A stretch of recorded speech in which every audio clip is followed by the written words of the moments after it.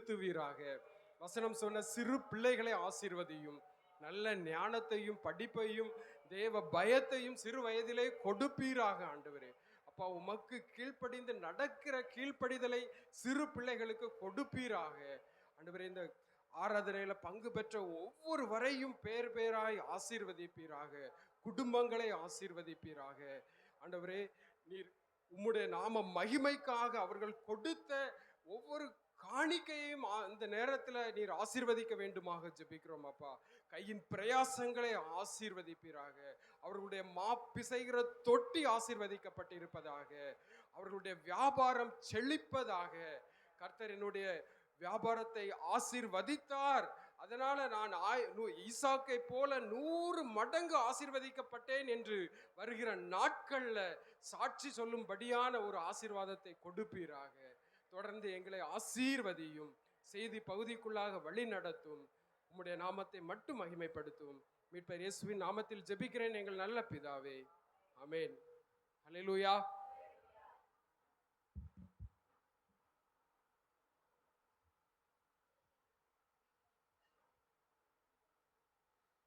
சந்தோஷமா இருக்கீங்களா?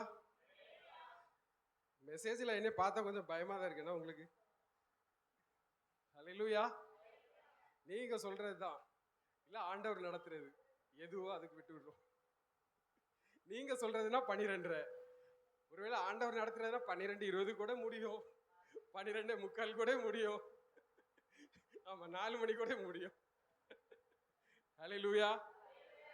தேவன் நல்லவர். ஹல்லேலூயா. எல்லாரும் ஆண்டவர் என் கூட பேசணும் அப்படிங்கிற ஒரு வாஞ்சையோடு காணப்படுங்க. ஏன்டா செய்தி கேட்கிறோம் அப்படின்னு இருந்தீங்கன்னா செய்தி பேசுறவங்களுக்கும் எப்படி இருக்கும் அப்படின்னா ஏன்டா செய்தி கொடுக்குறோம் அப்படின்னு ஆயிரும். ஹல்லேலூயா. அதனால வேத வசனத்தை பேசும்போது ஆண்டவர் எனக்காக தான் இந்த வசனத்தை பேசுறாரு அப்படின்னு சொல்லி நம்ம என்ன செய்யணும்? விசுவாசிக்கணும். ஹல்லேலூயா. அந்த வேத வசனத்துல சொல்லப்பட்டுள்ள சத்தியங்களையும் ஆசீர்வாதங்களையும் நம்ம என்ன செய்யணும்? சுதந்திரித்துக் கொள்ளணும். அதற்காக தான் இந்த சபை ஆராதனை, அதற்காகத்தான் ஆண்டவர் இந்த ஆலய கூடுகையில ஒவ்வொருத்தரையும் கூட்டிட்டு வந்திருக்கிறாரு. ஒரு ஆமென் சொல்லுங்களேன். ஹல்லேலூயா. சும்மா ஏனோதானோ அப்படின்னு ரோட்ல போற யாரையும் இங்க கூட்டி சபையில கொண்டு வைக்கல. ஒரு ஆமென் சொல்லுங்க. ஆசீர்வாதத்துக்காக தெரிந்தெடுக்கப்பட்டவர்கள். ஆமென் சொல்லுங்க. ஹல்லேலூயா. உங்களை ஆசீர்வதிப்பது தான். இஸ்ரவேலை ஆசீர்வதிப்பதே சொல்லுங்க. இஸ்ரவேலை ஆசீர்வதிப்பதே அதுதான் அவருக்கு பிரியம். ஹல்லேலூயா. அதனால எனக்கு ஆசீர்வாதம் வேண்டும் ஆண்டவரே, என்னோடு கூட நீர் பேசும், என்னோடு கூட நீர் இடைப்படும் அப்படின்னு சொன்னா ஆண்டவர் கழுத மாதிரி இருக்கிற எனக்குள்ள வந்து என் மூலமா உங்க கூட பேசுவார். ஒரு ஆமென் சொல்லுங்க. ஹல்லேலூயா. ஹல்லேலூயா. ஆமா, எந்த விதத்திலும் நான் ஒரு பெரிய தகுதி உள்ள பாத்திரமா என்ன நான் நினைச்சதே கிடையாது. நான் வந்து என்னுடைய அபாத்திரமான தன்மையையும் என்னுடைய கையாலாகாத தனத்தையும் தான் நான் நினைச்சு பார்ப்பேனே தவிர ஆண்டவரே இந்த பலிபீடத்துல நின்று பேசுறதுக்குள்ள பெரிய தகுதி இருக்குது எனக்கு, பிரசங்கம் பண்ற தகுதி இருக்குது எனக்கு, பாட்டு எழுதுற தகுதி இருக்குது, அது இருக்குது, ஒரு நாளும் நான் நினைக்க மாட்டேன். இன்றைக்கும் ஆண்டவருடைய சமூகத்துல ஒரு கழுதையை போலதான் நான் இருக்கிறேன். ஒரு ஆமென் சொல்லுங்க. ஹல்லேலூயா. அதனால ஆண்டவர், நீங்க ஜெபம் பண்ணா, உங்க இருதயத்துல ஒரு வாஞ்சை இருந்தா, ஆண்டவர் என் கூட பேசணும் அப்படின்னு நீங்க ஒரு தாகத்தோட இருந்தா ஆண்டவர் உங்க கூட பேசுவார். ஹல்லேலூயா. சரி, அப்ப உற்சாகமா போவோமா செய்திக்குள்ள? ஹல்லேலூயா. சரி, நம்முடைய தியானத்திற்காக இன்றைக்கு மத்தேயு 6வது அதிகாரத்துல 5வது வசனம் முதல் 13வது வசனம் வரைக்கும் நம்ம வாசிப்போம். மத்தேயு 6:5 முதல் 13. அன்றியும் நீ ஜெபம் பண்ணும்போது மாயக்காரரை போல் இருக்க வேண்டாம், மனுஷர் காணும்படியாக அவர்கள் ஜெப ஆலயங்களிலும் வீதிகளின் சந்திகளிலும் நின்று ஜெபம் பண்ண விரும்புகிறார்கள். யாரு? மாயக்காரர்கள். மாயக்காரர்கள் அப்படின்னு சொன்னா மாயமாலமாய் வாழக்கூடியவங்க, உலகத்துல வெளி வேஷம் போடக்கூடியவர்கள், ஆனா உள்ளான மனுஷனை பார்க்கும்போது அவர்களுக்குள்ள ஒரு நற்பண்புகள் இருக்காது, ஒரு உத்தமம் இருக்காது, ஒரு உண்மை இருக்காது. அப்போ மாயமாலக்காரர்கள் என்று சொல்லும்போது ஆண்டவர் வேத பாரகர்களையும் பரிசேயர்களையும் பார்த்து ஆண்டவர் சொன்னாரு மாயமாலக்காரர்கள் என்று சொல்லி. ஏன் சொன்னார் என்று சொன்னா, அவங்க எல்லாம் மக்கள், அதாவது ஜனங்கள் தங்களை பார்க்க வேண்டும் என்று சொல்லி அவர்கள் வீதிகளிலும் தெருக்களிலும் நின்று ஜெபம் பண்ணினார்கள். ஹல்லேலூயா, ஹல்லேலூயா. அப்போ உண்மையான அவர்களுக்குள்ள ஒரு மன வாஞ்சை இல்ல, நம்ம இந்த காரியத்துக்காக மன்றாடி ஜெபிக்கணும் அப்படிங்கிறது உண்மையாகவே அவர்களுடைய இருதயத்துல இல்ல.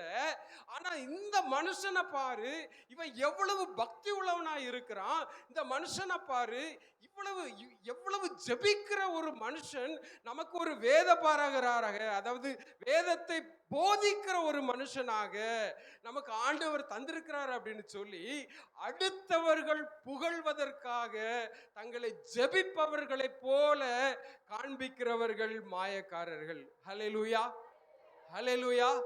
நம்முடைய வாழ்க்கையில நம்முடைய ஜெபம் எப்படி இருக்கணுமா? தொடர்ந்து வாசிப்போம். நீயோ ஜெபம் பண்ணும்போது உன் அறை வீட்டுக்குள் பிரவேசித்து உன் கதவை பூட்டி அந்தரங்கத்தில் இருக்கிற உன் பிதாவை நோக்கி ஜெபம் பண்ணு. ஹல்லேலூயா. அப்போது அந்தரங்கத்தில் இருந்து கேட்கிற பிதா வெளியரங்கமாய் உனக்கு பலனளிப்பார். ஹல்லேலூயா, ஹல்லேலூயா. அப்ப நம்ம ஜெபம் பண்ணும்போது என்ன செய்யணுமா? ஆண்டவருங்க ஒரு பெரிய ஒரு ரகசியத்தை, ஒரு சத்தியத்தை வேதத்துல நமக்கு எழுதி கொடுத்து இருக்கிறார். நீ மாயக்காரர்களை போல நீ ஜெபம் பண்ணாத. உனக்கு ஜெபம் பண்ணணும் அப்படின்னு சொன்னா நீ வீட்டுல உன் கதவை பூட்டி தனிமையில பிதாவை நோக்கி பாரு. அந்த ரங்கத்துல பிதாவை நோக்கி நீ கதறி அழு. உனக்கு அவர் வெளியரங்கமாக அடுத்த ஜனங்கள் பார்த்து உன்னை புகழும்படியாக உன் வாழ்க்கையை ஆசீர்வதிப்பார், உன்னை மேன்மைப்படுத்துவார். ஹல்லேலூயா, ஹல்லேலூயா. அப்போ நம்முடைய ஜெபங்கள் எப்போதும் அந்தரங்கமா இருக்கணும்.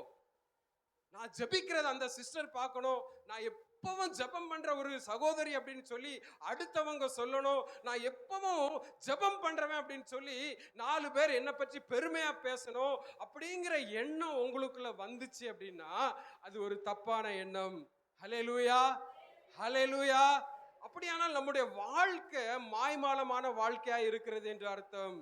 உனக்கு தேவை அப்படின்னு சொன்னா உன்னுடைய சொந்த தேவைக்காகவும் சபைக்காகவும் தேசத்துக்காகவும் நீ எங்க போய் ஜெபம் பண்ணணும் அப்படின்னு சொன்னா உன் அறை வீட்டு கதவை பூட்டி அந்த ரங்கத்துல நீ ஜெபம் பண்ணு. பிதா வெளியரங்கமாய், தேவன் வெளியரங்கமான பலனை உனக்கு கொடுப்பார். ஒரு ஆமென் சொல்லுங்களேன். ஹல்லேலூயா, ஹல்லேலூயா. அவர்களைப் போல 8வது வசனம், அவர்களைப் போல நீங்கள் செய்யாதிருங்கள், உங்கள் பிதாவை நோக்கி வேண்டிக் கொள்ளுகிறதற்கு முன்னமே. நல்லா கவனிங்க, ஆண்டவர்கிட்ட நம்ம என்ன ஜெபம் பண்ண போறோம், நம்முடைய இருதயத்துல என்ன பாரம் இருக்கிறது எல்லாம் அவருக்கு முன்கூட்டியே தெரியும். ஒரு ஆமென் சொல்லுங்க. ஏன்னா இருதயத்தின் தோற்றத்தையும் இருதயத்தின் நினைவுகளையும் அறிந்திருக்கிற தேவன். ஹல்லேலூயா. நீங்க உங்க இருதயத்துல உங்க சிந்தனையில என்ன எண்ணம் இருக்கிறது, எதற்காக ஜெபம் பண்ண போறீங்க எல்லாமே ஆண்டவருக்கு தெரியும். ஆனால நீ வீண் வார்த்தைகளை ஜெபத்துல பேசி பேசி பேசி 5 நிமிஷம் ஜெபம் பண்ண வேண்டியதை 10 நிமிஷம் ஜெபம் பண்ண வேண்டியதை நீ 1 மணி நேரம் தேவையில்லாத வார்த்தைகளை வீண் வார்த்தைகளை பேசி நீ ஜெபம் பண்ணாத. ஒரு ஆமென் சொல்லுங்களேன். ஹல்லேலூயா, ஹல்லேலூயா, ஹல்லேலூயா, ஹல்லேலூயா.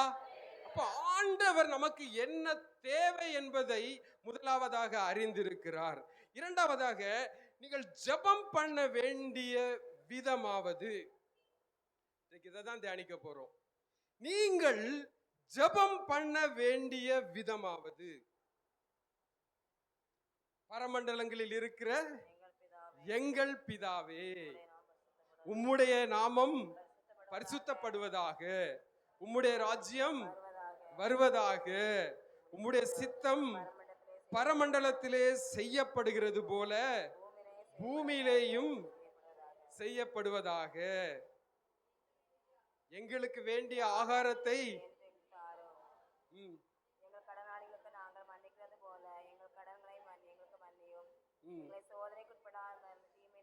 எங்களை சோதனைக்கு உட்பட பண்ணாமல் தீமை நின்று எங்களை ரட்சித்துக் கொள்ளும் ராஜ்யமும் வல்லமையும் மகிமையும் உம்முடையவைகளே. ஆமென். ஹல்லேலூயா. இந்த ஜெபத்தை நீங்க டிடிடிஎஸ் ஸ்கூல்ல படிச்சிருந்தாலும் சரி, நான் அங்கதான் படிச்சேன். படிக்கும்போது 3ஆம் வகுப்புல இருந்தே சொல்லி சொல்லி கொடுத்து, இந்த ஜெபத்துடைய அர்த்தம் தெரியாது, ஆனா கிளிப்பிள்ள சொல்றது போல திரும்ப திரும்ப திரும்ப இந்த ஜெபத்தை சொல்லுவோம். ஹல்லேலூயா. கவனிக்கிறீங்களா? நிறைய பேரு ஜெபத்தை இந்த ஜெபத்தை சொல்றாங்க. ஆண்டவர் ஏன் இந்த ஜெபத்தை சொல்லி கொடுத்தார் என்று சொன்னால், யோவான் ஆண்டவராகிய இயேசு வாழ்ந்த காலத்துல யோவான் ஸ்நானனும் வாழ்ந்து வந்தார். அப்போ அவருடைய சீசர்கள் போய் யோவான்கிட்ட கேட்கிறாங்க. யோவான் ஜெபிக்க சொல்லி கொடுத்தார். ஆனா இயேசுவிடம் வந்த சீசர்கள் அநேகருக்கு எப்படி ஜெபம் பண்ணணும் அப்படின்னு தெரியல. ஆனா ஆண்டவரை பார்க்கறாங்க, இயேசுவை பார்க்கறாங்க. அவர் தனித்து போகிறார், மலையை நோக்கி போகிறார், அந்த மலையில ஜெபம் பண்றாரு, கடற்கரையில ஜெபம் பண்றாரு, ராத்திரி எல்லாம் கண் விழித்திருந்து ஜெபம் பண்றாரு. எப்போதும் அவர் ஜெபிக்கிற ஒரு தேவனாக இந்த உலகத்துல மனிதனாக வாழ்ந்த போது இயேசு எப்போதும் ஜெபிக்கிறவராக காணப்பட்டார். ஹல்லேலூயா. ஆனா இதை பார்த்து கொண்டிருந்த அந்த சீசர்களுக்கு ஜெபம் பண்ண தெரியல, எப்படி ஜெபம் பண்ணணும் அப்படின்னு தெரியல. அப்போ அவங்க ஆண்டவராகிய இயேசுவிடம் கேட்கிறார்கள், ஆண்டவரே எங்களுக்கு ஜெபிக்க கற்றுத்தாரும். அப்போ ஆண்டவர் இந்த ஜெபத்தை சொல்லி கொடுக்கிறார். நீங்க ஜெபம் பண்ண வேண்டிய விதமாவது, முதலாவதாக பரமண்டலங்களில் இருக்கிற எங்கள் பிதாவே. இந்த ஜெபத்துக்கு எனக்கு நல்ல அர்த்தம் தெரியுங்க. இந்த செய்தி வேண்டாம் அப்படின்னு சொல்றவங்கள கையை தூக்குங்க பாப்போம். 1 2 ஏதாவது. ஹல்லேலூயா. சரி, சற்று ஆழமாக நேரம் இல்லை, இருந்தாலும் சுருக்கமாக இந்த ஜெபத்தை குறித்து நாம தியானிப்போம். ஆண்டவர் சொல்லி கொடுத்த ஜெபம், அதுல அர்த்தம் இல்லாமல் போகாது. ஒரு ஆமென் சொல்லுங்களேன். ஆண்டவராகிய இயேசு சொல்லி கொடுத்த ஜெபம் என்று சொன்னால் அதுல அநேக அர்த்தங்கள் உண்டு. ஹல்லேலூயா. முதலாவதாக ஆண்டவர் இப்படியாக சொன்னார், பரமண்டலங்களில் இருக்கிற எங்கள் பிதாவே. பழைய ஏற்பாட்டு காலத்துல இயேசு கிறிஸ்து நம்முடைய பாவங்களுக்காக மரிக்கும் முன்னாக யாரும் ஆண்டவரை பார்த்து பிதாவே அப்படின்னு அழைக்க முடியாது. ஏனென்று சொன்னால் நாம் ஆராதிக்கிற தேவன் அவ்வளவு பரிசுத்தத்துல ஒரு மகத்துவம் உள்ள தேவன். அவருடைய பெயரை எழுதணும் அப்படின்னு சொன்னா, யெகோவா அப்படிங்கிற பெயரை எழுதணும் அப்படின்னு சொன்னா, முதல்ல போய் 4 தடவை 5 தடவை கையை நல்லா கழுவிட்டு அந்த பேனாவை எடுத்துதான் யெகோவா அப்படிங்கிற பெயரை எழுதிட்டு அந்த பேனாவையும் உடைச்சிருவாங்களாம். ஹல்லேலூயா. அவ்வளவு பரிசுத்தமான தேவன், அவ்வளவு மகத்துவமான தேவன், அவ்வளவு ஒரு உன்னதமான தேவன், ஒருவரும் சேரக்கூடாத ஒளியில் வாசம் பண்ணுகிற தேவன். அப்படிப்பட்ட ஒரு தேவனை ஆண்டவராகிய இயேசு முதல்ல சொல்றாரு, நீ பிதாவே என்று சொல்லு. ஹல்லேலூயா. அவரை பார்த்து நீ எப்படி சொல்லு? அப்பாவே, அப்பா அப்படின்னு கூப்பிடு அப்படிங்கிறாரு. ஹல்லேலூயா. முதலாக பிதாவே என்று கூப்பிடக்கூடிய அந்த அதிகாரத்தை ஆண்டவர் தம்முடைய சீசர்களுக்கு கொடுத்தார். ஒரு ஆமென் சொல்லுங்களா. ஹல்லேலூயா. ஹல்லேலூயா. அப்போ பரமண்டலங்களில் இருக்கிற எங்கள் பிதாவே. இரண்டாவதாக உம்முடைய நாமம் பரிசுத்தப்படுவதாக. உம்முடைய நாமம் பரிசுத்தப்படுவதாக. ஆண்டவருடைய நாமத்தை நம்ம என்ன செய்யணும்? பரிசுத்தப்படுத்தணும். எப்படி ஆண்டவருடைய நாமம் பரிசுத்தப்படுகிறது? ஹல்லேலூயா. அப்ப அது பரிசுத்த குறைச்சலாக இருக்கிறதா? 2 காரியம் தேவ பிள்ளைகள் தங்களுடைய வாழ்க்கையில செய்ய முடியும். ஆண்டவருடைய நாமத்தை பரிசுத்தப்படுத்த முடியும், பரிசுத்தமாக்க முடியும், ஆண்டவருடைய நாமத்தை பரிசுத்த குலைச்சலாக்க முடியும். ஹல்லேலூயா. இப்போ ஆண்டவருடைய நாமத்தை நம்ம என்ன செய்யணும் அப்படின்னு சொன்னா பரிசுத்தப்படுத்த வேண்டும். உம்முடைய நாமம் பரிசுத்தப்படுவதாக, உம்முடைய நாமம் பரிசுத்தப்படுவதாக என்று சொல்லும்போது நாம ஒரு மணி நேரம் ஜெபிக்கிறோம் என்று சொன்னால் அந்த ஒரு மணி நேரத்துல ஆண்டவருடைய தேவனுடைய பெயர்கள், வேதாகமத்தில் கொடுக்கப்பட்டுள்ள பெயர்களை நம்ம சொல்லி சொல்லி நம்ம ஆண்டவரை என்ன செய்யணும் அப்படின்னு சொன்னா துதிக்க வேண்டும். ஹல்லேலூயா.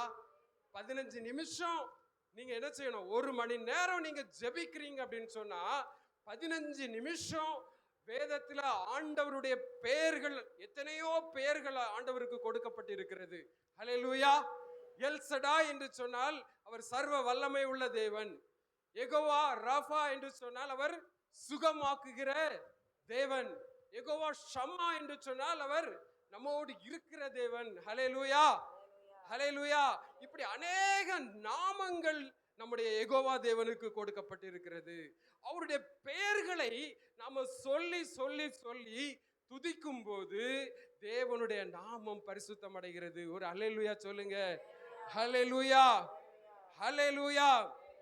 அதனாலதான் ஏசாயா 6வது அதிகாரம் 3வது வசனத்தை நீங்க வாசிக்கும் போது தேவ தூதர்கள் கூட நாம ஆராதிக்கிற தேவனை என்ன செய்யறாங்க அப்படின்னு சொன்னா 24 மணி நேரமும் சேனைகளின் கர்த்தர் பரிசுத்தர் பரிசுத்தர் பரிசுத்தர் என்று சொல்லி ஓயாமல் துதித்துக் கொண்டிருக்கிறார்கள். ஹல்லேலூயா, ஹல்லேலூயா, ஹல்லேலூயா. அப்ப அவருடைய நாமத்தை நம்ம என்ன செய்யணும் அப்படின்னு சொன்னா பரிசுத்தப்படுத்த வேண்டும். அவருடைய நாமம் எப்போது பரிசுத்த குலைச்சலாகிறது? ஹல்லேலூயா. எப்போது பரிசுத்த குலைச்சலாகிறது பாருங்க. லேவியராகமம் 19வது அதிகாரம் 12வது வசனத்தை நீங்க வாசிக்கும் போது, என் நாமத்தை கொண்டு பொய் ஆணை இடுகிறதுனாலே உங்கள் தேவனுடைய நாமத்தை பரிசுத்த குலைச்சலாக்காமல் இருப்பீர்களாக, நான் கர்த்தர். ஹல்லேலூயா. அப்போ ஆண்டவர் அநேக காரியங்கள் மூலமாக தேவனுடைய நாமம் பரிசுத்த குலைச்சலாகிறது. அப்போ எப்படிப்பட்ட பரிசுத்த குலைச்சல் என்று சொன்னால் நம்ம ரெண்டு காரியங்களை பார்க்கிறோம். ஆண்டவருடைய நாமத்தை நம்ம வீணில் வழங்கக்கூடாது.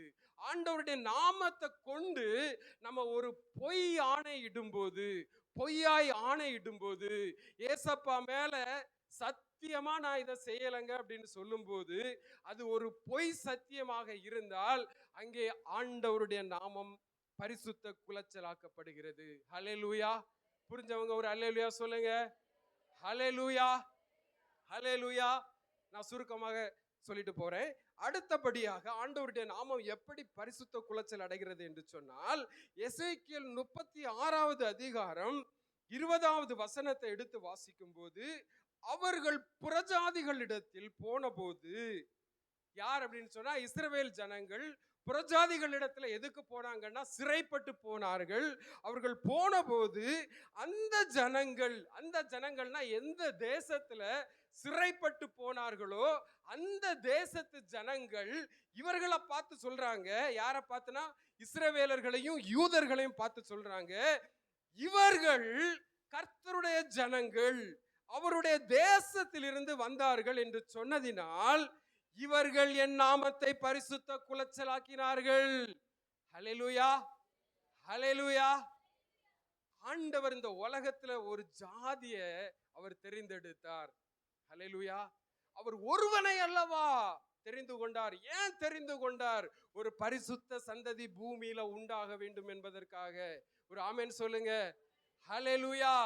அப்போ ஆண்டவர் நினைச்சிருந்தார்னா இந்த உலகத்துல எத்தனை கோடிக்கணக்கான மனிதர்கள் வேண்டுமோ, எப்படி ஆதாமை படைச்சாரோ ஆதாமை போல ஒரு 100 கோடி மனிதர்கள் உருவாகட்டும் அப்படின்னு அவர் ஒரு வார்த்தை சொல்லி இருந்தா உருவாகி இருப்பாங்க.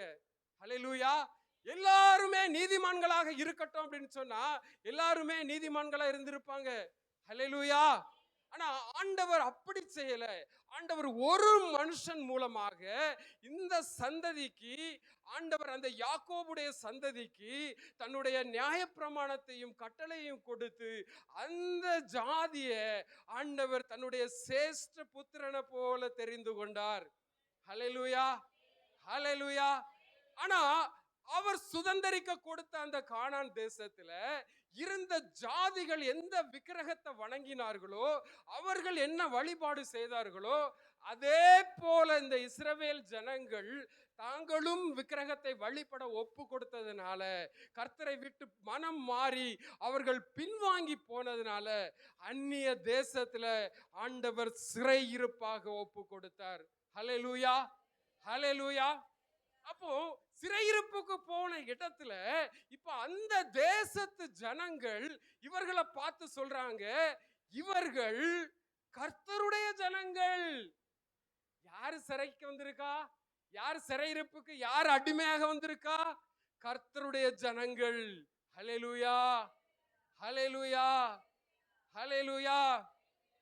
ஆண்டவருடைய பிள்ளைகள் என்று சொல்லி நாம ஒரு இடத்துல நம்ம ஒரு ரொம்பவும் ஒரு வறுமையான நிலைமையில நம்ம வாழ்வோம் என்று சொன்னால், நம்ம சுற்றி இருக்கிற ஜனங்கள் சொல்லுவாங்க, இவ இத்தனை வருஷம் சபைக்கு போறா, இவ இத்தனை வருஷம் இயேசு கிறிஸ்துவை ஏற்றுக்கொண்டா, ஆனா வீட்டுல ஒரு செழிப்பு இல்ல, வீட்டுல ஒரு ஆசீர்வாதம் இல்ல, வீட்டுல அடுத்த நேரம் சாப்பாட்டுக்கே வழி இல்ல, இவ இயேசுவை ஏற்றுக்கொண்டு என்ன பிரயோஜனம் அப்படின்னு ஒருவேளை நம்மை குறித்து அடுத்த ஜனங்கள் சொல்வார்களே, ஆனால் அங்கே தேவனுடைய நாமம் பரிசுத்த குலைச்சலாகிறது. ஹல்லேலூயா, ஹல்லேலூயா. கர்த்தருடைய கரம் ஒருபோதும் அது குறுகி போகல. நம்மை ஆசீர்வதிக்கும்படியாக அது நீட்டப்பட்ட கரமாக இருக்கிறது. ஆனா நம்முடைய ஜெப குறைவு, நம்முடைய பரிசுத்த குறைவு, நாம சரியா ஆலயத்துக்கு வரல, சரியா வேதத்தை வாசிக்கல, இப்படி அநேக காரியங்கள் ஒரு நேர்த்தியான ஒரு உருப்படியான ஒரு முழுமையான நல்ல கிறிஸ்தவனாக நம்ம ஒரு கிறிஸ்தவனாக வாழ முடியாததுதான் அப்படிப்பட்ட ஒரு வறுமையான ஒரு ஏழ்மையான வாழ்க்கைக்கு காரணமா இருக்குமே தவிர ஆண்டவர் ஆசீர்வதிக்காத காரணம் கிடையாது. ஒரு அல்லேலூயா சொல்லுங்க. ஹல்லேலூயா, ஹல்லேலூயா, ஹல்லேலூயா. இன்னும் கிறிஸ்தவன் என்கிற போர்வையில வாழ்ந்துகிட்டு லஞ்சம் வாங்குற கிறிஸ்தவர்கள் நிறைய இருக்கிறான், கொலை செய்யறவன் இருக்கிறான், கொள்ளையடிக்கிறவன் இருக்கிறான். அப்போ அப்படிப்பட்டவனை பிடிச்சிட்டு போகும்போது அவன் பேரை கேட்டா கிறிஸ்தவ பேரா இருக்கும், அவங்க அப்பா பேரை கேட்டா அவங்க அப்பா பேரும் கிறிஸ்தவ பேரா இருக்கும். இதையெல்லாம் நியூஸ் பேப்பர்ல போடும்போது ஒரு கிறிஸ்தவ பேரை நம்ம வாசிப்போமானால் அங்கே ஆண்டவருடைய நாமம் பரிசுத்த குலைச்சலாகிறது. ஹல்லேலூயா. புரிஞ்சவங்க ஒரு ஆமேன் சொல்லுங்க. ஆமேன், ஹல்லேலூயா, ஹல்லேலூயா. சரி, இந்த நாமத்தை நாம எப்படி பரிசுத்தமாக்க முடியும்? பரிசுத்த குலைச்சலாக்குறதுக்கு அநேக வழிகள் இருந்தாலும் ஆண்டவருடைய நாமத்தை நாம எப்படி பரிசுத்தமாக்க முடியும் என்று சொன்னால், நம்ம ஒரு நற்சாட்சி உள்ள வாழ்க்கை வாழும்போது, ஒரு கனி தருகிற ஒரு ஜீவியம் நமக்குள்ள காணப்படும் போது ஆண்டவர் நம்மை ஆசீர்வதிப்பார். ஹல்லேலூயா. நம்முடைய சந்ததி ஒரு நீதிமானின் சந்ததியாக இருக்கும். ஹல்லேலூயா. நம்முடைய சந்ததி ஆண்டவர் ஒருபோதும் கைவிட மாட்டார். உங்க பிள்ளைகள் படிச்சு கலெக்டர் ஆவாங்க, மினிஸ்டர் ஆவாங்க. இந்த உலகத்துல இந்த தேசத்துல என்ன என்ன உயர் பதவிகள் இருக்கிறதோ அந்த பதவிகளை எல்லாம் நம்முடைய பிள்ளைகள் சுதந்திரிப்பார்கள். ஒரு ஆமென் சொல்லுங்க. ஹல்லேலூயா, ஹல்லேலூயா. ஒரு நாள் அவர்கள் சாட்சி சொல்லுவாங்க, எங்க அப்பா எங்க அம்மா ஜெபம் காரணம் நான் கிறிஸ்தவ குடும்பத்துல பிறந்தேன், நான் ஆசீர்வாதமா இருக்கிறதற்கு, இந்த உயர் பதவியில இருக்கிறதற்கு என் தேவனாகிய கர்த்தர் காரணம், இயேசுதான் இதற்கு காரணம் அப்படின்னு சொல்லி அவர்கள் சாட்சி சொல்லும் போது, பொதுமக்கள் மத்தியில் அவர்கள் பேசும்போது ஆண்டவருடைய நாமம் பரிசுத்தமாகும். ஒரு ஆமென் சொல்லுங்க. ஹல்லேலூயா, ஹல்லேலூயா. அப்ப ஆண்டவர் நம்முடைய கையில ரெண்டு சாய்ஸை கொடுத்திருக்கிறாரு. அவருடைய நாமத்தை பரிசுத்த குறைச்சலாக்குவதும் நம்முடைய கையில இருக்கிறது, பரிசுத்தமாக்குவதும் நம்முடைய கரத்தில் இருக்கிறது. ஹல்லேலூயா, ஹல்லேலூயா. அடுத்தபடியாக உம்முடைய ராஜ்யம் வருவதாக. ஹல்லேலூயா. 2 ராஜ்யம் இருக்குங்க. தேவனுடைய ராஜ்யம், அதாவது இந்த இந்த ராஜ்யம், இந்த நிகழ்காலத்துக்குரிய ராஜ்யம். இன்னொன்னு பரலோக ராஜ்யம். பரலோக ராஜ்யம். உம்முடைய ராஜ்யம் வருவதாக. ஆண்டவர் ஜெபிக்க எப்படி சொல்லி கொடுத்தார் அப்படின்னா, நம்ம எப்படி ஜெபம் பண்ணணுமா? உம்முடைய ராஜ்யம் வருவதாக. ஒன்னு பரலோகம், இன்னொன்னு பூலோகம். ஹல்லேலூயா. பரலோகத்துல ஆண்டவர் சொல்லிட்டு போனாரு, நான் மறுபடியும் வருவேன். ஆமென். அப்படிதானே? ஆண்டவர் வருவாரா வரமாட்டாரா? ஹல்லேலூயா. வருவார். அப்போ அவர் வரும் நாளிகைய பிதாவாகிய தேவன் ஒருவரை தவிர தேவ தூதர்களும் குமாரனாகிய இயேசுவும் ஒருவரும் அறியார்கள். அப்ப அவருடைய ராஜ்யம் வரட்டும், உம்முடைய ராஜ்யம் வரட்டும், பரலோகம் வரட்டும், பரலோகம் வரட்டும், அப்படி நாம ஜெபம் பண்ண வேண்டிய அவசியம் இல்லை. ஹல்லேலூயா. நன்றாக நீங்க புரிந்து கொள்ள வேண்டும், இந்த உலகத்துல, இந்த பூமியில ஆண்டவருடைய ராஜ்யம் வர வேண்டும். ஒரு ஆமென் சொல்லுங்களேன். ஹல்லேலூயா. ஹல்லேலூயா. நான் உங்களுக்கு இன்னும் புரிய வைக்கணும் அப்படின்னு சொன்னா, மத்தேயு 12வது அதிகாரம் 28வது வசனத்தை நாம வாசிக்கும் போது, நான் தேவனுடைய ஆவியினாலே பிசாசுகளை, வாசிங்க, நான் தேவனுடைய ஆவியினாலே பிசாசுகளை துரத்துகிறபடியினால் தேவனுடைய ராஜ்யம் உங்களிடத்தில் வந்திருக்கிறதே. ஹல்லேலூயா. ஹல்லேலூயா. ஹல்லேலூயா. அப்ப தேவனுடைய ராஜ்யம்னா என்ன புரியுது உங்களுக்கு? ஆண்டவராகிய இயேசு இந்த உலகத்துல இருளிலே, அதாவது பாவ இருள், சாப இருள்ல அவர் ஒரு பிரகாசிக்கிற ஒளி விளக்காய் வந்தார். ஹல்லேலூயா. எந்த பாவமும் எந்த சாபமும் அவருடைய அந்த மெய்யான ஒளியை மேற்கொள்ள முடியாது. ஹல்லேலூயா. அவர் பிசாசை பார்த்து போ அப்படின்னா அது என்ன செய்யும்? போனது. மரித்தவனை பார்த்து வெளியே உயிரோடு வா அப்படின்னா அவன் என்ன செஞ்சான்? வந்தான். அவருடைய வார்த்தையில அவ்வளவு வல்லமை இருந்தது. ஹல்லேலூயா. ஹல்லேலூயா.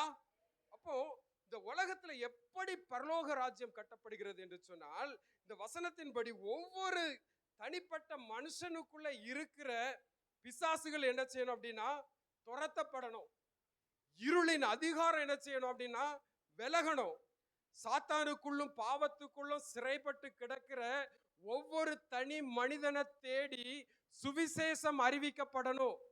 சுவிசேஷம் அறிவிக்கப்பட்டு அவன் ரட்சிக்கப்பட்டு அவன் ஞானஸ்நானம் எடுத்து அவன் சபையில சேர்க்கப்படும் போது தேவனுடைய ராஜ்யம் வருகிறது. ஹல்லேலூயா. ஹல்லேலூயா. அப்ப தேவனுடைய ராஜ்யம் எப்படி வருகிறது என்று சொன்னால், ரட்சிக்கப்பட்ட தேவ பிள்ளைகள் சுவிசேஷத்தை அறிவித்து, ரட்சிக்கப்படாதவர்கள் மத்தியில சுவிசேஷத்தை அறிவித்து அவர்களை ரட்சிப்புக்குள்ளாக வழி நடத்தி நம்ம சபைக்குள்ளாக சேர்ப்போமானால், அவர்களையும் பரலோக பிரஜைகளாக நாம மாற்றுவோமானால், இந்த பூலோகத்துல தேவனுடைய ராஜ்யம் வருகிறது. ஹல்லேலூயா. ஹல்லேலூயா. ஹல்லேலூயா. நாலாவதாக, உமது சித்தம் செய்யப்படுவதாக. உமது சித்தம் பரலோகத்தில் செய்யப்படுவது போல பூலோகத்திலும் பூமியிலும் செய்யப்படுவதாக. ஆமென் சொல்லுங்க. இன்னும் 2-3 பாயிண்ட் தான், சீக்கிரம் முடிச்சிருவேன், கவலைப்படாதீங்க. ஹல்லேலூயா. சரி, உமது சித்தம் செய்யப்படுவதாக. ஆண்டவருடைய சித்தத்துக்கு நம்ம என்ன செய்யணும் அப்படின்னா, ஒவ்வொருத்தரும் தங்களுடைய வாழ்க்கையை ஒப்பு கொடுக்கணும். ஆனா இன்னைக்கு நிறைய பேர் என்ன செய்யறாங்க அப்படின்னா, எல்லாமே செய்து முடித்த பிறகு ஆண்டவருடைய பாதத்தை பிடிச்சுக்கிட்டு, ஆண்டவரே என்ன ஆசீர்வதியும், என் வாழ்க்கையை ஆசீர்வதியும், என் கணவனை ஆசீர்வதியும், என் கணவனை ரட்சியும், என் மனைவியை ரட்சியும், என் பிள்ளைகளை ரட்சியும், அநேக காரியங்களை கேட்கிறோம். ஏன், என்ன பிரச்சனை அப்படின்னு சொன்னா, நம்முடைய சுய சித்தத்தின்படி செய்கிறோம். ஆண்டவருடைய சித்தத்தின்படி, சித்தத்தை அறியாதபடி நாம போய் நாமவே சிந்தித்து செயல்பட்டு அநேக காரியங்களை செய்து அதுல பிரச்சனைகள் வரும்போது ஆண்டவருடைய பாதத்துல வந்து கண்ணீர் விட்டு அந்த பிரச்சனையில இருந்து விலகி செல்வதற்கு, மீண்டு வருவதற்கான வழிகளை தேடுகிறோம். ஹல்லேலூயா, ஹல்லேலூயா. இப்படிதான் கல்லூரியில காலேஜ் படிக்கிற ஒரு பெண் இருந்தா. காலேஜ் படிக்கிற அந்த அருமையான அந்த வாலிப பிள்ளை நன்றாக ரட்சிக்கப்பட்டு ஜெபிக்க கூடிய ஒரு பிள்ளை. அப்போ அவ வாலிப பருவத்துல காலேஜ்ல படிக்கிற ஒரு பையனை அவ லவ் பண்ண ஆரம்பிச்சா. அவ லவ் பண்ணல, ஒரு பையன் அவ பின்னாடி போய் போய் நீ இல்லைன்னா நான் என்ன செய்வேன், செத்துருவேன். அவன் அப்படிதான் சொல்லுவான், ஆனா சாவ மாட்டான். இன்னும் 10 வரை போய் லவ் பண்ணுவான். ஹல்லேலூயா. நீ இல்லை அப்படின்னா நான் செத்துருவேன் அப்படிம்பான். அதனால கடைசியில இது கிறிஸ்தவ பிள்ளை இறக்கப்பட்டு அவன் வேறு மதத்தை சார்ந்தவனாக இருந்தாலும் சரி, அவன் என்ன நினைச்சா அப்படின்னா, நமக்கு தான் ஏசப்பா இருக்காங்கல்ல, நம்ம கல்யாணம் பண்ண பிறகு இவனை ஜெபிச்சு எப்படியாவது ரட்சிப்புக்குள்ள கொண்டு வரலாம் அப்படின்னு சொல்லி கல்யாணத்துக்கு பெற்றோர்களுடைய எதிர்ப்பை மீறி அவ திருமணம் செய்து கொண்டாள். ஹல்லேலூயா. கல்யாணம் ஆகிறது வரைக்கும் அவன் சொல்லிட்டு இருந்தான், நீ சர்ச்சுக்கு போற அன்னைக்கெல்லாம் நான் வருவேன்மா, உன் கூட பின்னாடியே நான் வருவேன், நான் ஞானஸ்நானம் எடுப்பேன் அப்படின்னு சொன்னவன் அவன் அப்படியே கழட்டி விட்ட மாடு போல அவன் பழையபடியே எந்த விக்கிரகத்தை ஆராதித்தானோ அதே ஆராதிக்க போயிட்டான். ஹல்லேலூயா. ஆனா இந்த சகோதரி அழுது அழுது அழுது 1 வருஷம் இல்ல, 2 வருஷம் இல்ல, ஏறத்தாழ வாழ்க்கையில 35 வருஷம் அவங்க கூட வாழ்ந்து சித்திரவதையை அனுபவிச்சு அவன் ரட்சிக்கப்படணும் ஆண்டவரே அப்படின்னு சொல்லி அநேக நாட்கள் உபவாசத்தோடும் கண்ணீரோடும் இருந்து ஜெபம் பண்ணி கடைசியில 60 வயசுல அவன் ரட்சிக்கப்பட்டான். ஹல்லேலூயா, ஹல்லேலூயா. அப்ப அந்த சகோதரி நினைச்சாங்களாம், அந்த 35 வருஷமும் விட்ட கண்ணீரும் உபவாசமும் நான் பண்ணின ஜெபமும் இந்த தேசத்துக்காக ஒரு எழுப்புதலுக்காக பண்ணி இருந்தா ஆயிரக்கணக்கான பேர் ரட்சிக்கப்பட்டிருப்பாங்களா ஆண்டவரே. தெரியாம நான் ஒரு ரட்சிக்கப்படாத ஒரு மனுஷனை உங்க சித்தம் இல்லாதபடிக்கு என்னுடைய சுய சித்தத்துக்கு ஒப்பு கொடுத்து நான் திருமணம் பண்ணதுனாலதான் இவ்வளவு வேதனை அப்படின்னு சொல்லி கண்ணீர் வடிச்சான். ஹல்லேலூயா, ஹல்லேலூயா. இன்னைக்கு நீங்க விரும்புற காலேஜ், நீங்க விரும்புற படிப்பு, நீங்க விரும்புற வேலை, நீங்க விரும்புற வியாபாரம், நீங்க விரும்புற மணமகன் இல்ல நீங்க விரும்புற ஒரு மணமகள், நீங்க விரும்புகிற காரியம், இதை எல்லாம் நீங்களே சூஸ் பண்ணிட்டு கடைசியில பிரச்சனைன்னு ஒண்ணு வரும்போது ஆண்டவர்கிட்ட வராதீங்க. ஹல்லேலூயா. அப்ப நாங்க எங்க போறது, ஆண்டவர்கிட்ட தான் வரும் அப்படிங்கிறீங்க. ஹல்லேலூயா, ஹல்லேலூயா. ஆனா அதற்கு முன்பதாகவே தேவ சித்தத்துக்கு ஒப்பு கொடுங்க. ஹல்லேலூயா. அததான் ஆண்டவருங்க அருமையா சொல்லி கொடுத்திருக்கிறாரு. உம்முடைய சித்தம் செய்யப்படுவதாக, பூமியிலேயும் செய்யப்படுவதாக, என் வாழ்க்கையில செய்யப்படுவதாக, என் குடும்பத்துல செய்யப்படுவதாக, நம்முடைய சபையில ஆண்டவருடைய சித்தம் செய்யப்படுவதாக. ஒரு ஆமென் சொல்லுங்க. ஹல்லேலூயா, ஹல்லேலூயா, ஹல்லேலூயா. சரி, 5வதாக அன்றன்று உள்ள அப்பத்தை எங்களுக்கு தாரும். ஹல்லேலூயா. ஆண்டவர் பாருங்க, அனுதினமும் இஸ்ரவேல் ஜனங்களை 40 வருஷமும் அவர் மன்னாவால போஷித்தார். ஆண்டவர் என்ன செஞ்சார் பாருங்க, இதோ நான் ஒரு நாள்ல உங்களுக்கு 1 வருஷத்துக்கு தேவையான மன்னாவை தரேன், நீங்க 1 வருஷம் அதை சேர்த்து வைத்து 1 வருஷம் அளவும் திருப்தியா சாப்பிடுங்க அப்படின்னு கொடுத்தாரா? இல்ல. ஒவ்வொரு நாளுக்குரிய தேவைக்காகவும் ஒவ்வொரு நாளுக்குரிய மன்னாவுக்காகவும் தேவன் அந்த இஸ்ரவேல் ஜனங்களை தன்னை சார்ந்திருக்கும்படி செய்தார். ஒரு ஆமென் சொல்லுங்க. இந்த மன்னா வேணும் அப்படின்னா நான் ஆண்டவர்கிட்ட கேட்கணும். ஹல்லேலூயா, ஹல்லேலூயா, ஹல்லேலூயா. இப்போ ஆண்டவர் எதற்காக அப்படி செய்கிறார் அப்படின்னா, ஒவ்வொரு நாளும் நம்ம அவரை தேடணும், ஒவ்வொரு நாளும் அவருடைய சமூகத்தை நம்ம தேடணும், அவரிடம் இருந்து அந்த மன்னாவை பெற்றுக்கொள்ளணும் அப்படிங்கிறத ஆண்டவர் எதிர்பார்க்கிறார். ஹல்லேலூயா. அதான் ஒரு பெரிய செல்வந்தன் இருந்தான், ஒரு பெரிய பணக்காரன், எத்தனையோ கோடிகளுக்கு 1000 கோடிகளுக்கு அதிபதி. ஆனா அவனுக்கு ஒரே ஒரு மகன் இருந்தான், ரொம்ப செல்லமா வளர்த்தான். அவனும் காலேஜ் படிக்கிற நேரம் வந்துச்சு. அப்போ செலவு செய்யணும் அப்படின்னு சொன்னா செலவுக்கு பணம் வேணும் அப்படின்னு சொன்னா அவங்க அப்பாட்ட போய் கேட்பான், அப்பா எனக்கு இன்னைக்கு இவ்வளவு தேவை இருக்குது அப்படிங்கும்போது அவர் எடுத்து ஒரு 500 ரூபாயோ இல்லை 1000 ரூபாயோ கொடுப்பாரு. கொஞ்ச நேரம் பேசுவாரு. அதுக்கப்புறம் என்னப்பா நடந்துச்சு அப்படிங்கிற கதையெல்லாம் கேட்பாரு. கேட்டுட்டு அவனை அனுப்பி விடுவாரு. தினம் தினம் அவன் இப்படி வந்து, அப்பா இன்னைக்கு 500 தேவை, இன்னைக்கு 1000 தேவை, இன்னைக்கு 200 ரூபாய் தேவை, இல்ல எனக்கு 10,000 ரூபாய் தேவை, தினம் தினம் வந்து வாங்குறத இந்த செல்வந்தனுடைய ஒரு நண்பர் கவனித்தாரு. அந்த பணக்காரனுக்கு ஒரு நண்பர் இருந்தாரு, அவரும் இதை பார்த்துட்டு இருக்கிறாரு. உங்க மகன் டெய்லி வந்து 100 ரூபாய்க்காகவோ 200 ரூபாய்க்காகவோ 1000 ரூபாய்க்காகவோ உங்களை வந்து ஏன் தினம் பார்க்கும்படி செய்றீங்க? அவன் அக்கௌண்ட்ல ஒரு 10,000மோ இல்ல 1,00,000த்தையோ நீங்க போட்டுட்டீங்கன்னா, நீங்க தான் பெரிய பணக்காரராச்சே. இல்ல ஒரு 10 லட்சத்தை நீங்க போட்டுட்டீங்கன்னா, அவன் தேவைக்கு ஏற்ப அவன் எடுத்து செலவு பண்ணுவானே அப்படின்னு சொன்ன போது அந்த செல்வந்தர் சொன்னாரு, என் பையன் அனுதினமும் என்ன வந்து என் முகத்தை பார்க்கணும், ஏன் கூட பேசணும், ஏன் கூட கொஞ்ச நேரத்தை செலவு பண்ணணும், அதுக்காகத்தான் நான் என்ன செய்யறேன் அப்படின்னு சொன்னா கொஞ்சம் கொஞ்சமா கொடுக்குறேன் அப்படின்னு சொன்னார். ஹல்லேலூயா, ஹல்லேலூயா. இதை போலதான் நம்முடைய ஆண்டவரை எதிர்பார்க்கிறாருங்க. ஒரு ஆமென் சொல்லுங்க.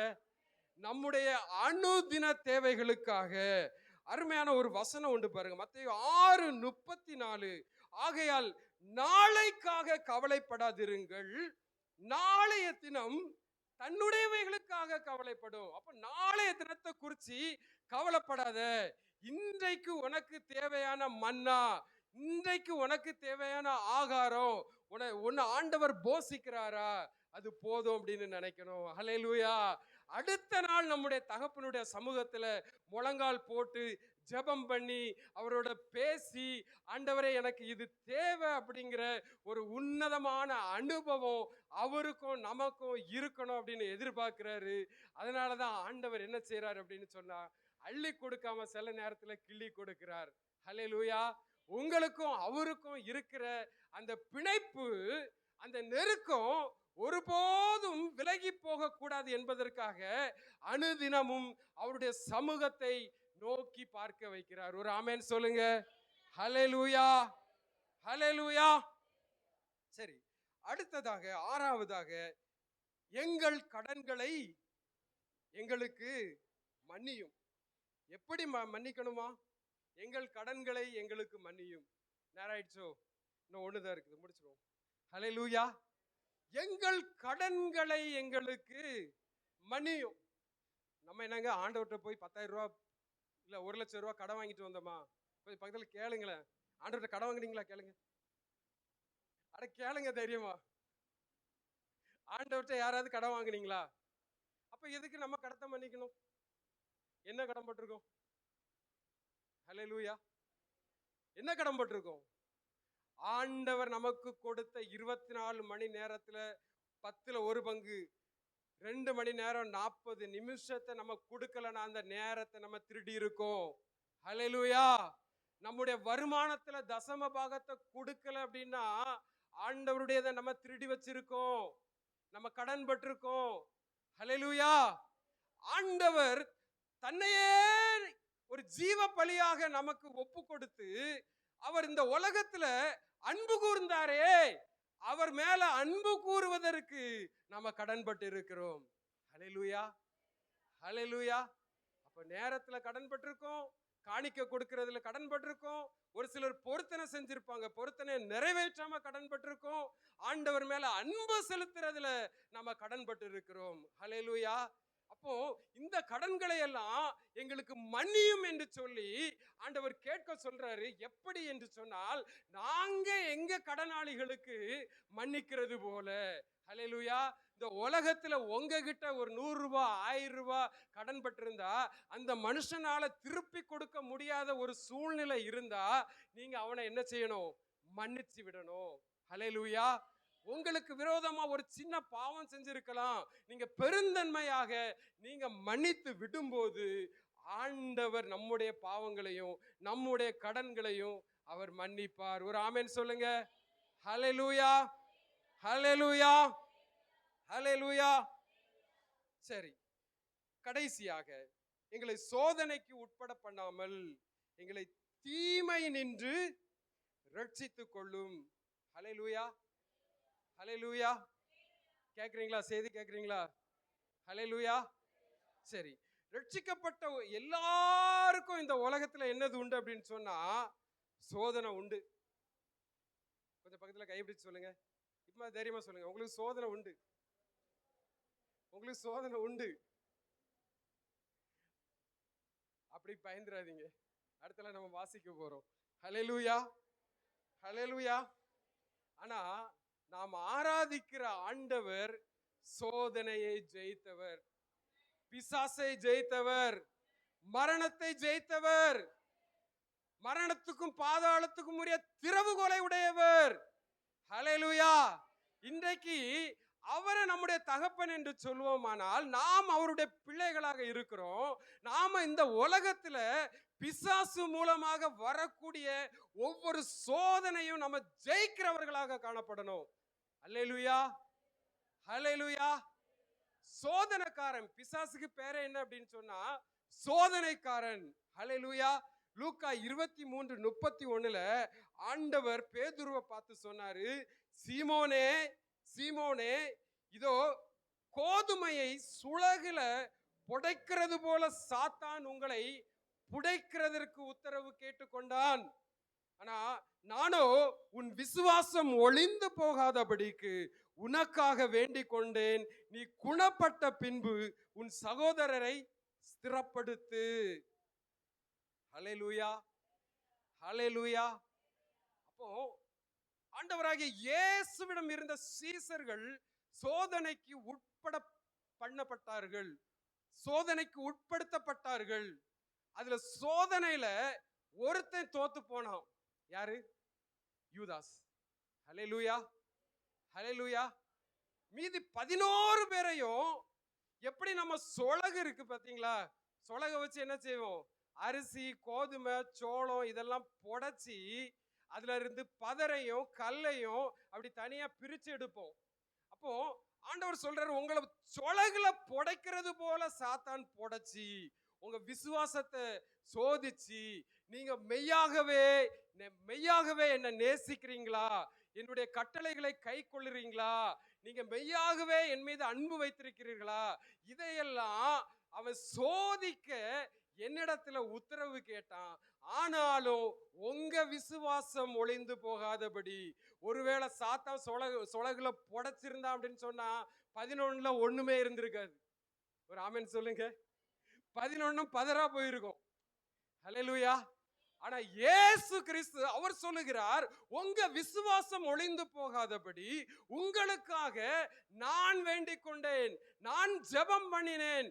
இன்றைக்கு ஆண்டவர் நம்முடைய விசுவாசம் ஒளிந்து போகாதபடிக்கு நாம சோதனைக்கு உட்பட பண்ணும்போது, பிசாசானவன் சோதனையை கொண்டு வரும்போது, நம்ம நெருக்கடிகளை சந்திக்கும் போது, நம்ம கண்ணீரோட கவலையோட இருக்கும் போது, பரிசுத்த ஆவியானவர் வாக்கு கடங்கா பெருமூச்சுகளோட இந்த சோதனையிலிருந்து நம்மை தப்புவிக்கும்படியாக, விடுவிக்கும்படியாக பிதாவின் வலது வாரிசத்துல இருந்து நமக்காக பரிந்து பேசி கொண்டிருக்கிறார்.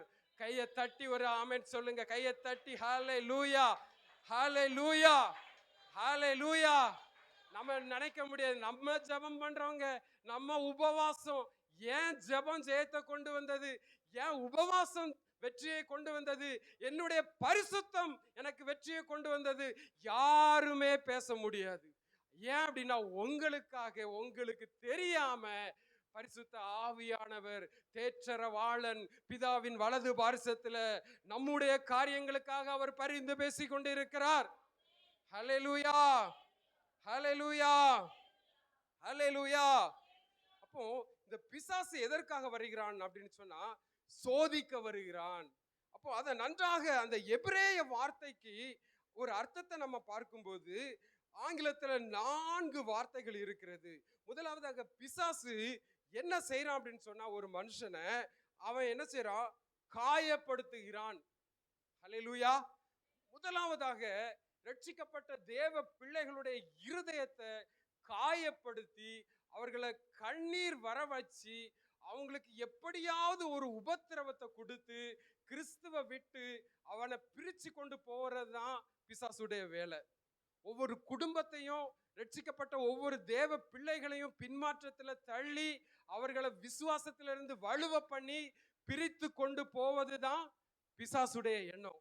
அதற்காக அவன் முதலாவது செய்யற உபாயம் என்ன அப்படின்னா, ஒவ்வொருத்தரையும் ஏதாவது குடும்பத்துல பிரச்சனைகளை கொண்டு வந்து, தனி நபருடைய வாழ்க்கையில பிரச்சனையை கொண்டு வந்து அவன் இருதயத்தை காயப்படுத்துகிறான்.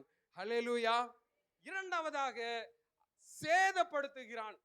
நமக்கு இருக்கக்கூடிய சொத்தா இருக்கலாம், நமக்கு இருக்கக்கூடிய வீடா இருக்கலாம், நமக்கு இருக்கக்கூடிய பணமா இருக்கலாம், பொருளா இருக்கலாம், அதை சேதப்படுத்துவதன் மூலமாக யோபுக்கு இருந்த எல்லா ஆஸ்திகளும் எப்படி ஒரே நாள்ல அந்த குமாரரும் குமாரத்திகளும் அவனுக்கு இருந்த ஒட்டகங்களும் ஆடுகளும் எப்படி அழிந்து போனதோ அதுபோல அவன் சேதப்படுத்தி சேதப்படுத்தி அதன் மூலமாக தேவ பிள்ளைகளை அவன் சோதிக்க வருகிறான்.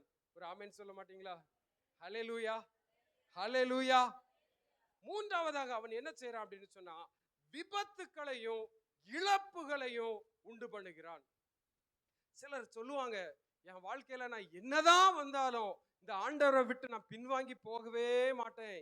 என்னதான் என் வாழ்க்கையில நடந்தாலும், என் குடும்பத்துல நடந்தாலும் இந்த ரட்சிப்பை விட்டு பின்வாங்கி போகவே மாட்டேன் அப்படின்னு சொல்றவங்க குடும்பத்துல ஒரு சின்ன இழப்பு வரும்போது, ஒரு சின்ன இழப்பு வரும்போது அவர்களை அந்த புலம்பி புலம்பி அழ வச்சு ஆண்டவரை விட்டு அந்த குடும்பத்தை அப்படியே தனியா பிரிச்சு எடுத்துருவோம்.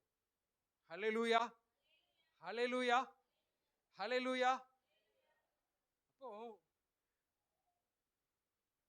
ஒவ்வொரு விசுவாசிகளுடைய வாழ்க்கையில பிசாசு எப்படி சோதனையை கொண்டு வரான் அப்படின்னு சொன்னா, பாத்தீங்கன்னா காயப்படுத்துறான், சேதப்படுத்துறான், விபத்தையும் இழப்பையும் கொண்டு வர்றான். கடைசியில என்ன செய்யறான் அப்படின்னு பார்த்தா வியாதியையும் மரணத்தையும் கொண்டு வர்றான். வியாதியை போடுறான். வியாதியை போடுறது யாருடைய வேலை அப்படின்னு நினைக்கிறீங்க? பிசாசு. ஹல்லேலூயா, ஹல்லேலூயா. நான் நல்லா தானே வாழ்றேன், நல்லா தானே ஜெபம் பண்றேன், எல்லாமே பெர்ஃபெக்டா இருக்குது. ஆனா ஏன் ஆண்டவர் என் வாழ்க்கையில இந்த வியாதியை அனுமதிச்சிருக்கிறாரு? சில நேரங்களில் நம்ம கேள்வி கேட்போம், அப்படிதானே? ஹல்லேலூயா, ஹல்லேலூயா.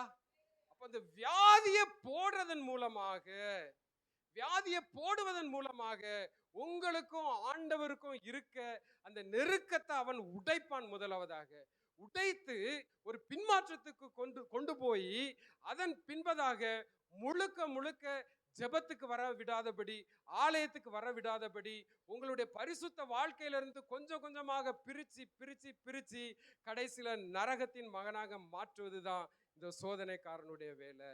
ஹல்லேலூயா, ஹல்லேலூயா.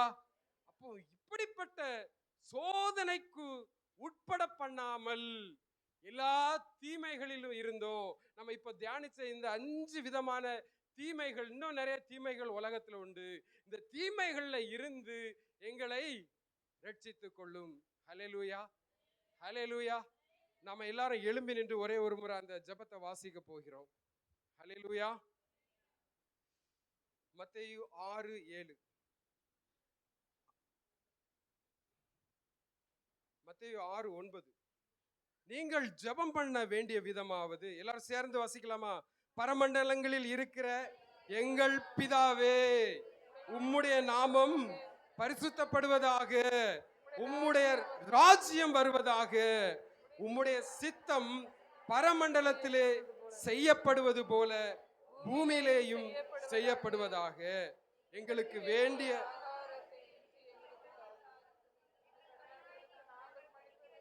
எங்கள் கடன்களை எங்களுக்கு மன்னியும், எங்களை சோதனைக்கு உட்பட பண்ணாமல் தீமை நின்று எங்களை ரட்சித்துக் கொள்ளும். ராஜ்யமும் வல்லமையும் மகிமையும் என்றென்றைக்கும் உம்முடையவைகளே. ஆமேன். ஹல்லேலூயா. ஜெபிப்போம். எங்களை அதிகமாக நேசிக்கிற பரலோக தகப்பனே, இந்த வேளையிலும் அப்பா, நாங்கள் தியானித்த செய்தியின் மூலமாக இந்த பரமண்டலங்களில் ஜெபத்தில் இருக்கிற ஆழங்களையும் கருத்துக்களையும் நாங்கள் கற்றுக்கொள்ள நீர் கொடுத்த கிருபைக்காக உமக்கு நன்றி செலுத்துகிறோம். ஆண்டவரே, இது வெறும் ஜெபம் அல்ல, இது கிளிப்பிள்ளை சொல்லுகிற ஜெபம் அல்ல. இதன் ஆழத்தையும் அர்த்தங்களையும் உணர்ந்து நாங்கள் ஜெபிக்கிறவர்களாக மாற எங்களை இந்த நேரத்தில் ஒப்பு கொடுக்கிறோம் அப்பா. ஆண்டவரே, தொடர்ந்து இந்த ஆராதனையில் பங்கு பெற்ற ஒவ்வொரு தேவ பிள்ளைகளையும் ஆசீர்வதிப்பீராக, குடும்பங்களை ஆசீர்வதிப்பீராக. ஆண்டவரே, நீர் செய்த நன்மைகளை அவர்கள் வரும் நாட்களிலே சாட்சி சொல்லத்தக்க விதத்திலே அவர்களை ஆசீர்வதிப்பீராக. போக்கிலும் வரத்திலும் உம்முடைய தெய்வீக பாதுகாப்பு அவர்களோடு கூட இருந்து நாங்கள் மறுபடியும் ஒருவரை ஒருவர் பார்க்கிற வரையிலும் ஆண்டவரே அதிசயமான விதத்துல தெய்வீக பாதுகாப்பை கொடுப்பீராக. ஆண்டவரே, தொடர்ந்து ஆண்டவரே நாங்கள் ஜெபிக்கிறோம். உம்முடைய கிருபையை அளவில்லாமல் எங்கள் மேல ஊற்றி மறுபடியுமாக உமக்கு நன்றி சொல்லத்தக்க விதத்துல எங்கள் ஒவ்வொருவரையும் ஆசீர்வதியும், வழி நடத்தும். மீட்பர் இயேசுவின் நாமத்தில் ஜெபிக்கிறேன் எங்கள் ஜீவனுள்ள நல்ல பிதாவே, ஆமென். துதி கன மகிமையோ மகே ஓ எல்லாகுமே ஓ எல்லாகுமே துதி கன மகிமையோ மகே ஓ நீரே ராஜாவே. அல்லேலூயா ஸ்தோத்ரம் ஸ்தோத்ரம் ஸ்தோத்ரமே மிக ஸ்தோத்ரம் ஸ்தோத்ரம் ஸ்தோத்ரம் நீரே ராஜாவே. அல்லேலூயா துதி கன மகிமையோ மகே ஓ எல்லாகுமே ஓ எல்லாகுமே துதி கன மகிமையோ மகே ஓ நீரே ராஜாவே. ஹல்லேலூயா. என் ஆத்துமாவே கர்த்தரை ஸ்தோத்திரி, முழு உள்ளமே அவர் பரிசுத்த நாமத்தை ஸ்தோத்திரி. என் ஆத்துமாவே கர்த்தரை ஸ்தோத்திரி, கர்த்தர் செய்த சகல உபகாரங்களையும் மறவாதே. ஹல்லேலூயா, ஆமென். நம்முடைய கர்த்தராகிய இயேசு கிறிஸ்துவின் கிருபையும் பிதாவாகிய தேவனுடைய அன்பும் பரிசுத்த ஆவியானவருடைய அந்யோன்ய ஐக்கியமும் நம் அனைவரோடும் கூட இருப்பதாக. ஆமென். கர்த்தர் உங்களை ஆசீர்வதிப்பாராக.